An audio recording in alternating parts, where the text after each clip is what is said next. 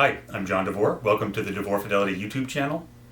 I made a video of my, and this is Roxy. She's one of the factory cats here. I made a video that posted about a week ago for Steve Guttenberg's Audiophiliac Daily Video, and it described the core of the hi-fi system here at Monkeyhaus. Monkeyhaus is my office inside the DeVore Fidelity factory. And by far, I got more comments about the EMT preamp than I did about any of the other components. And that's no surprise. It is a striking piece of equipment.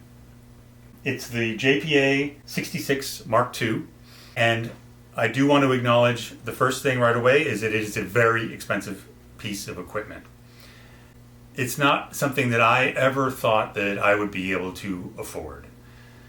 And that is essentially still the case. This is not a piece of equipment that I could afford to put in a personal hi-fi system or even a business hi-fi system if it weren't for barter. All of the most expensive components in this system were acquired either entirely through barter or majority through barter. It is literally the only way I could possibly have gear like this in this system. The EMT, as I described in the video I made for Steve, was something I fell in love with in 2007. In 2007, Jules Lyman, who was the president of EMT, brought this baby, or brought the prototype of it, to CES and used my room to do the world debut of this product. And I can tell you that of all the rooms and all the hi-fi shows that I've done, that is absolutely in the top 3 for me. It was the year that I debuted the Gibbon 9s, and the setup was certainly good, the sound was fantastic, but what made it so special was, first of all, meeting Jules, and also the other partner in that room was Jonathan Halpern of Tone Imports, who is the distributor for EMT. But what made it so fun was the music that we played. Jonathan brought a big chunk of gorgeous sounding 78s. And we played 78s using what is probably the core feature of this preamp, and that is its adjustable playback EQ. And using these 3 knobs, essentially, you can dial in the correct playback EQ for really any analog disc. As everyone is aware, modern discs primarily rely on the RI/AA curve, although there are tweaks to that a little bit. But a lot of very early mono records can benefit from using the appropriate curve, something like a Columbia curve, something like that. And then 78s, which are entirely before the RI/AA standard. So there are any number of different equalization settings. And the difference between playing a 78 back with standard RI/AA and dialing in the appropriate EQ curve is night and day. What I found is when you listen to 78s just through an RI/AA curve, you can certainly hear a lot of the dynamics that they're capable of, but I've always found that they just sound tinny or distant or severely bandwidth limited. As soon as you dial in the appropriate curves, most of that goes away, and the sound becomes really much more modern, much more lush, vivid, and true. And in 2007, I realized that 78s were a high fidelity medium. There was no question about it. We blew away a lot of people at that show. Various journalists, reviewers, I mean, it was so much fun. At one point we were playing one of Jonathan's vocal discs. It was an early vocal group, and a reviewer who lives in Brooklyn, an older gentleman, came in with his eyes bugged open and started singing in a gorgeous tenor, right along with the intricate harmonies of the disc. Stood there in our doorway, sang the entire thing beautifully, and then stood there in a daze with tears rolling down his eyes, saying that he hadn't heard that song reproduced that way ever, and it brought back memories of when he was young, just gushing in.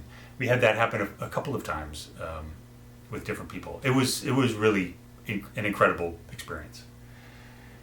So as I mentioned in Steve Guttenberg's video, I fell in love with this piece in 2007 because of that. But I knew I was never going to be able to buy one. It wasn't until a couple of years ago when Jules Lyman contacted me, told me he was retiring from EMT. He was stepping down as president and wanted to get a pair of my speakers. He wanted to get a pair of custom 096s. And the first thing that jumped into my head was the possibility of a barter and the possibility of me actually getting my hands on one of these. We worked out a deal, and he was very generous, and that's how that happened. A number of comments talked about actually my remote control that I've jury-rigged for this. It is not an off-the-shelf piece. I actually bought on either Amazon or Alibaba a cheap little $10 circuit board that contained an IR receiver and a motorized volume pot. And to that I added a DC power supply, a little handset, a cheap little compact box, and the appropriate sized volume knob, and a piece of elastic. And that was it. I spray painted the box in a hammer tone gray to come as close to matching the faceplate of the EMT Preamp as I could, and I love it. Many days it's my favorite part about the Preamp, but on other days there are so many other things to love about it. I did go over a lot of the functionality in that other video, but I will go a little bit over it again. I'm moving a little slowly because Roxy's on my lap here. So it has 4 individual phono inputs, and that section is right here. This is the input selector. It has 3 inputs that are optimized for moving coil. 2 of them have their own independent moving coil step-up transformers. One is a higher impedance, one is a lower impedance. And then the third one is for using an outboard step-up transformer. All of those have infinitely adjustable impedance loading and gain settings. The fourth one is optimized for a moving magnet input, and that has adjustable capacitance and impedance. The selected phono input then passes through the varicurve, which is where you dial in whatever playback EQ requires, or bypass the whole thing. And then it's got a very nice line section with 2 inputs as well. This is the first preamp I've had here that has proper balanced outputs. That has allowed me a little bit more flexibility in terms of what amplifiers I can use. That's a nice feature. It is an all-tube design with an outboard power supply, and it is fully transformer coupled, so the outputs are all transformer driven. Again, making it really very capable of driving pretty much any power amplifier input impedance load. I think that covers pretty much everything on this preamp. Thanks again for watching, and I hope to see you very soon at the next video. Bye.